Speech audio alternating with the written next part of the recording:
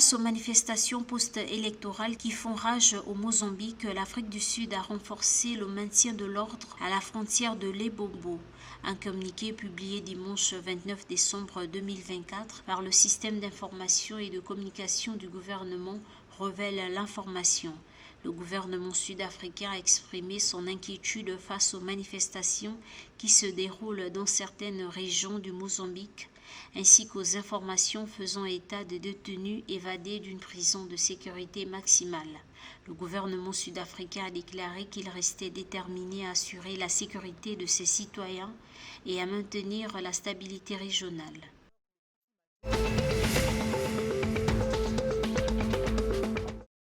Pour faire la lumière sur l'évasion massive des prisonniers des deux centres pénitentiaires dans la capitale, Maputo, le gouvernement du Mozambique a créé le 29 décembre 2024 une commission d'enquête. La commission, qui a déjà commencé son travail, a pour objectif de comprendre les circonstances de l'évasion, d'identifier les potentielles failles intérieures ou extérieure et de déterminer s'il y a eu ou non négligence de la part du personnel responsable de la sécurité.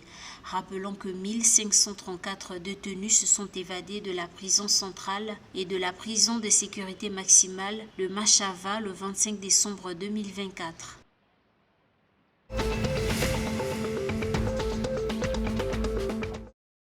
La production industrielle de l'Angola a enregistré une hausse de 3,4% au troisième trimestre 2024, selon les données publiées le 29 décembre 2024 par l'Institut national de la statistique. En analysant l'indice de la production industrielle par type de biens, l'Institut a constaté que les biens intermédiaires ont varié de 25,2% par rapport au même trimestre en 2023 et une augmentation de 19% par rapport au trimestre précédent. La province de Luanda, avec 201, compte le plus grand nombre d'établissements de l'échantillon représentant environ 51% du total.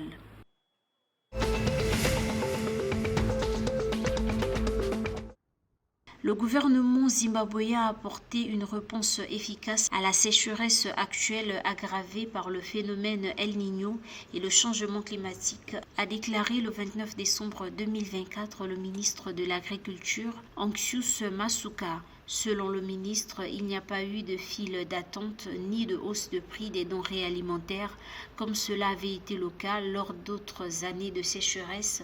Cela témoigne des efforts du président Emmerson Mnangagwa.